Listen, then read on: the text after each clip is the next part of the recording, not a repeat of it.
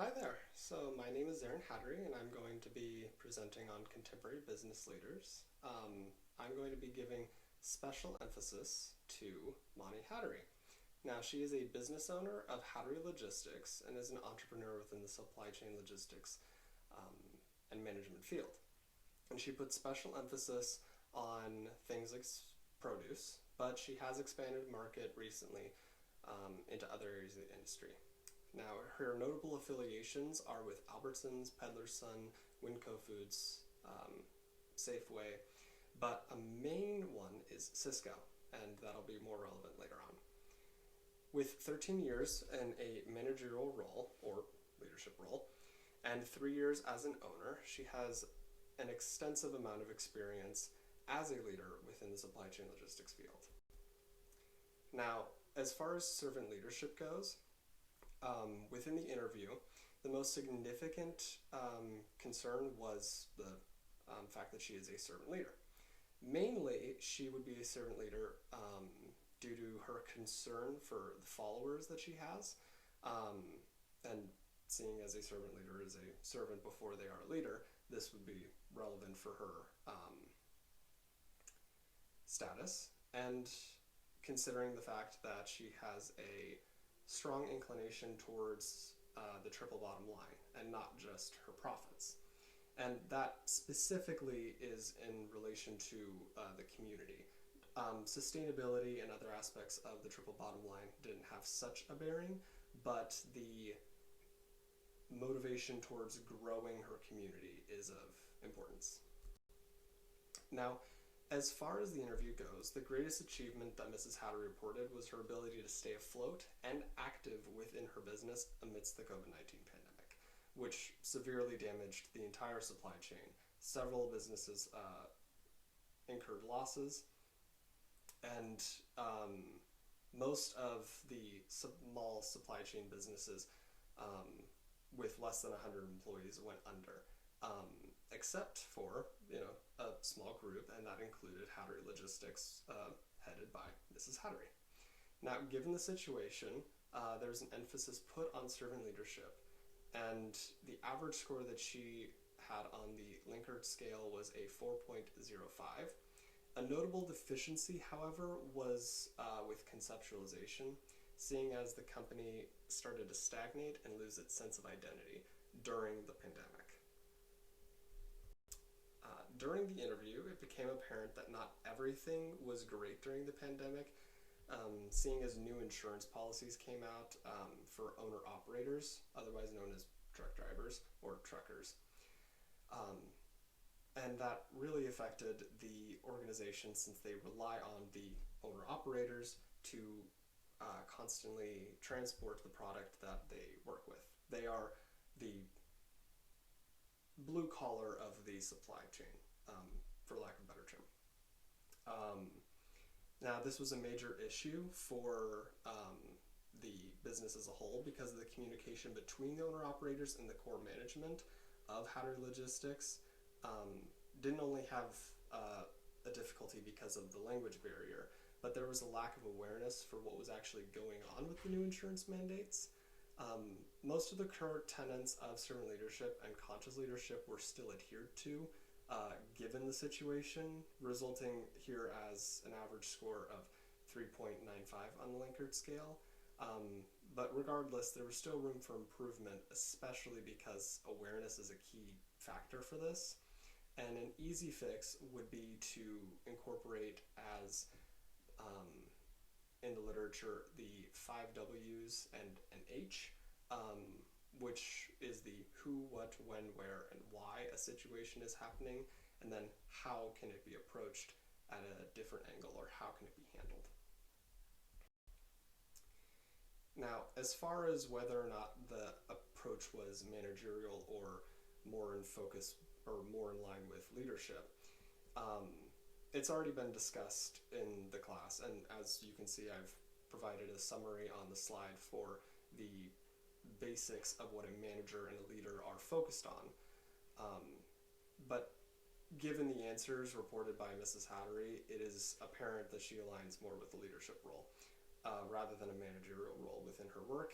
Now, while the awareness of certain issues was not quite present, Mrs. Hattery still had a great concern more for the people that work for her rather than for the goal of keeping her business open. And fortunately enough for her, the attempts to keep her business open, as she reported, was the empathy which allowed her to stay in business.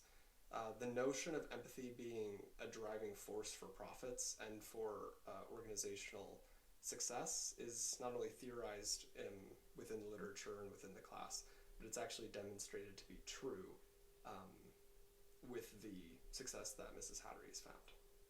When considering power bases, it's apparent that Mrs. Hattery has used to some extent, a position power base, specifically legitimate power, due to the fact that she is a business owner, so her status confers some degree of power over others. However, it is clear that her main power base that she uses is the personal power base, specifically expert power, which is the ability to influence based on human capital, considering the fact that she has a personal 13 years of experience within the field and then 3 years as the business owner. And then connection power, which is the ability to influence based off of social capital, which she is, as reported, a broker, and that her company is a brokerage. So the entire power of her business is in the connections that she has with owner-operators, with businesses, with farms, with other stakeholders. And that is where most of her power lies. Now, moving on, the response that she had in light of the issue she had incurred, which was the insurance mandates, was overall fairly robust. She was resourceful in seeking out other firms to be able to get through the change for the insurance mandate. Seeking out other firms benefited because she was able to work with other people going through a similar issue and was able to divvy up certain aspects of research for what the mandates were going to require amongst her and other firms in the business or in the industry. And another pro for Mrs. Hattery's response was that she came to the situation, as there is a theme, with empathy.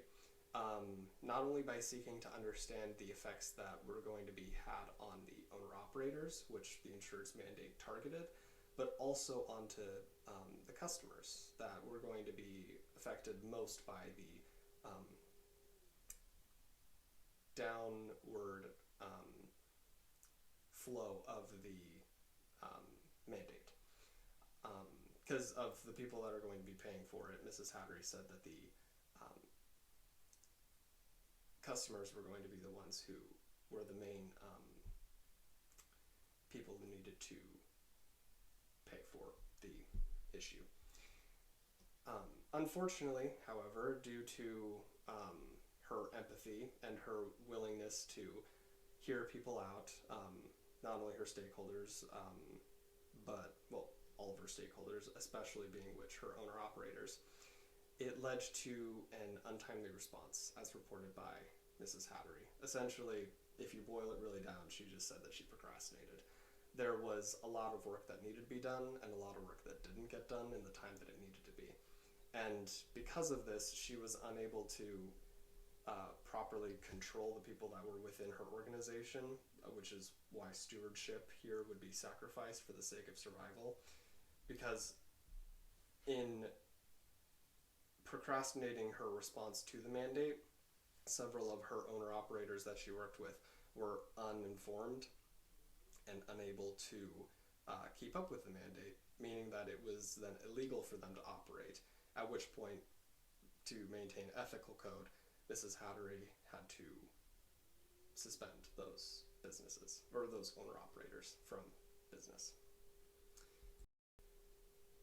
In the full analysis of the leadership style seen in Mrs. Hattery, it is servant leadership, without a shadow of a doubt. Overall, it can be described this way because she aligns more so with servant leadership than she would be with conscious leadership. The conclusion here was mostly reached because of the higher average amongst scores within the servant leadership position over the conscious leadership position. And it seems to show, especially because of her emphasis on community, which she is a part of, and she's also going out of her way to volunteer within the community in a similar capacity for which her industry is associated with. Essentially, she's working for, I believe she said the organization was A New Leaf, and she was working within a warehouse, similar to how some of her owner-operators would be. Essentially getting her hands dirty and having the same experience so that she could better empathize with those people while also serving the community. Another strength to the style that she's emulated is the mutual trust that she's earned within the industry due to her attempts to heal the supply chain and her commitment to growing the industry as a whole post-COVID. Then again, however, it should be mentioned that this style of leadership has resulted in the neglect to adapt when it comes necessary to do so. Now, while albeit it is quite slow, the changes that have been made, Mrs. Hattery is still seeing the need to change and has been able to do so incrementally over time. But overall, she has been behind the industry standard and has suffered somewhat because of her focus on the triple bottom line. Now, moving on, another leader within the industry is Kevin Hurricane. I believe I'm pronouncing that name right. He is the CEO of Cisco, and he has a large, robust set of achievements, despite which his leadership style could be described as somewhat problematic. While it's evident that he's a charismatic leader, given his prolific success with various industries, it should be noted that he is a personalized type of charismatic leader, seeing as his approval ratings are relatively low compared to other CEOs within his industry. And this is likely due to chronic neglect for workers and their well-being. Now, this is a direct contrast, I would argue, from Mrs. Hattery, but we'll get to that in a little second. In spite of the fact that Mr. Hurricane claims that kindness is an admirable trait amongst leaders, and this was seen in a podcast that he did with relevant industry leaders, he still has these lower rates. And despite the fact that he has propelled his organization to limits way beyond that in the COVID-19 pandemic, it is still seen that he is not only in the bottom 45% for CEOs within his industry, but Cisco's overall leadership has been marked at 66%. And while D's get degrees, they do not get the highest profits in corporate America. As being discussed before, they are seen to be in direct contrast, especially because Kevin Hurricane is relatively problematic, again is the term I would use, in his leadership style. While Mrs. Hattery has more of a focus on workers, Kevin Hurricane has more of a focus on profits. Now, when prompted to reflect on the mission, vision, and strategy of her business, Mrs. Hattery really fell short on offering satisfying answers. Not only was she unable to provide me with a mission, vision, or strategy, she failed to extrapolate on the values that the organization has as a whole. That being said, though, the core tenets of the entrepreneurial mindset were still relatively adhered to, and that was observed in her behavior within the business. This was most seen particularly with the motivation of the organization to continue moving, so the persistence, which Mrs. Hattery claimed herself that it was a foundational pillar for making it through the COVID-19 pandemic. And in line with that continual movement of the organization, another behavior that I personally would seek to emulate that Mrs. Hattery displays is a commitment to the growth of the stakeholders within her community, within her organization, and beyond those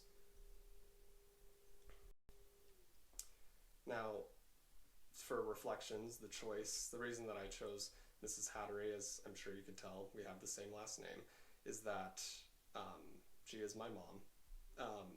But despite this, I wanted to give representation for women who are owners, because there is a discrepancy, or there's a lesser amount of female leaders within leadership roles, and that's why I wanted to compare her to a male CEO to demonstrate that her success is evident beyond her gender, and the impact that she's had on her organization, on the community, is still comparable to Cisco despite the profit margin not being the same. And while the glass ceiling effect prevents minorities from joining the C-suite, the glass is eventually going to be broken, and that has been seen here.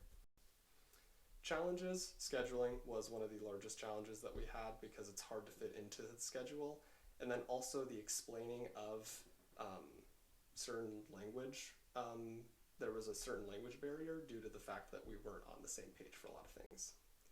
Additional questions that I had were about some foundational pieces of what we didn't get to talk about, but the main thing that I wanted to highlight was the Christian perspective, which Ms. Hattery claimed was a fundamental aspect of her leadership style. On a final note for the takeaways on leadership, it is clear that all leaders need to take time to consider everything that their organization is going to affect, especially reflecting on the pitfalls and successes for both Mrs. Hattery and Mr. Hurricane's leadership styles. It is definitely something that needs to be focused on. Aside from this, it's apparent that all stakeholders should be satisfied, and that includes the leader themselves, not in a selfish way, but in a way that respects the needs and the mental health and the physical health of the leader so that they can continue to benefit the community. And finally is care, because it is worth it to care.